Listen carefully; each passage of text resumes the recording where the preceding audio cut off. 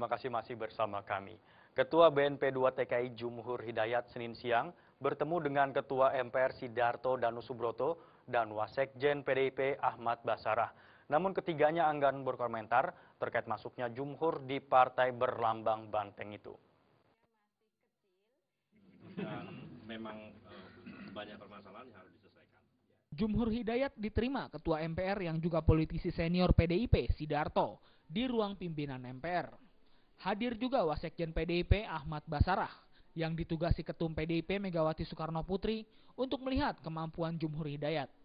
Namun selesai pertemuan ketiganya enggan berbicara banyak terkait masuknya Jumhur ke PDIP. Jumhur hanya mengatakan PDIP dan dirinya mempunyai kesamaan visi terkait ketenagakerjaan.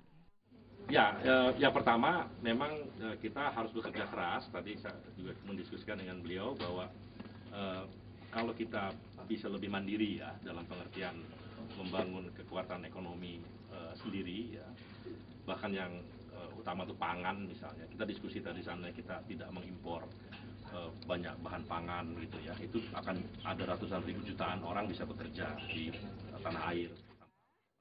Sementara Ahmad Basarah mengatakan diterima tidaknya Jumhur ke PDIP diserahkan sepenuhnya ke mekanisme partai.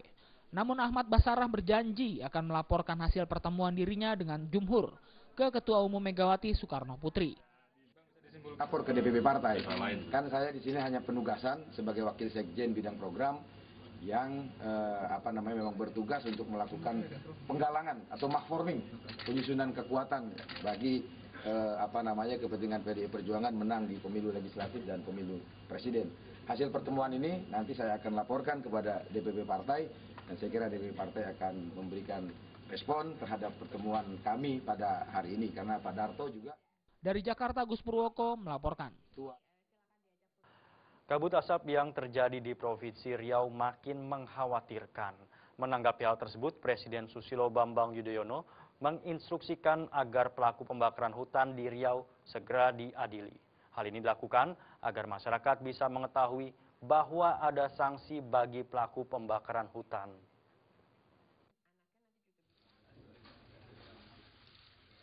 Dalam pembukaan rapat terbatas kabinet di kantor Presiden Senin siang, Presiden Susilo Bambang Yudhoyono mengatakan bahwa saat ini pemerintah pusat maupun pemerintah daerah sudah bekerja secara maksimal menangani bencana asap yang terjadi di Riau.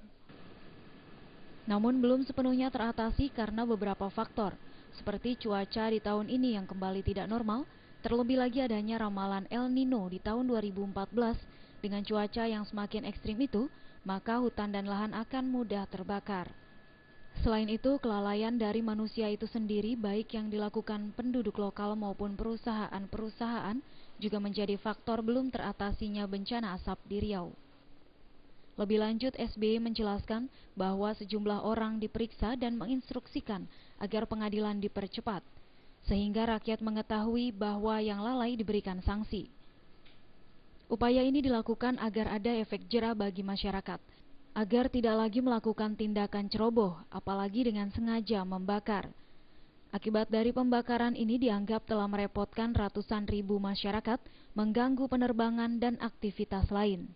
Saya instruksikan agar pelaksanaan penindakan dan proses hukum dipercepat, tetap adil, tapi dipercepat.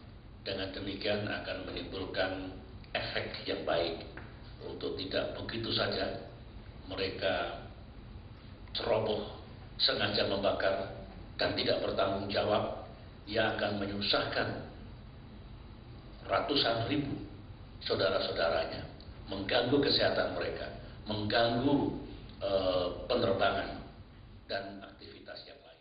Dari Jakarta, Linda Puspitasari dan Rudi Wijaya melaporkan.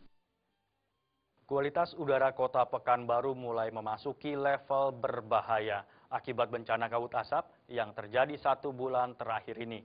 Warga berharap pemerintah serius memadamkan kebakaran hutan dan lahan di Riau yang masih berlangsung hingga saat ini.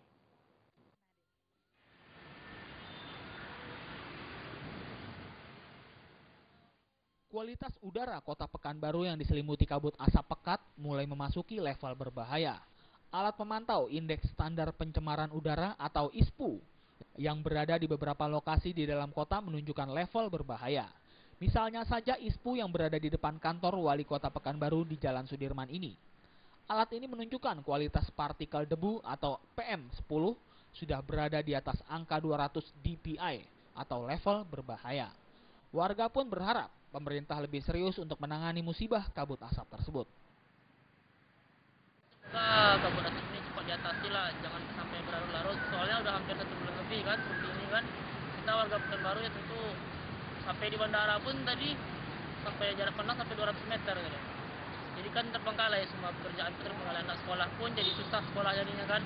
Jadi libur sekolah semuanya. Harapan saya sih cuma itu aja, semoga pemerintah supaya cepatlah bisa ditangani status seperti ini. Berdasarkan data Dinas Kesehatan Riau, Pekanbaru merupakan kawasan terbanyak penderita akibat kabut asap dengan jumlah 9.268 penderita. Jumlah ini bagian dari 43.000 lebih penderita dan 12 kabupaten dan kota di Riau.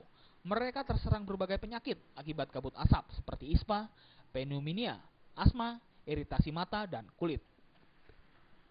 Dari Pekanbaru Riau, Safrial melaporkan. Jangan beranjak dulu pemirsa, di segmen terakhir kami masih memiliki sejumlah informasi. Tetaplah bersama kami.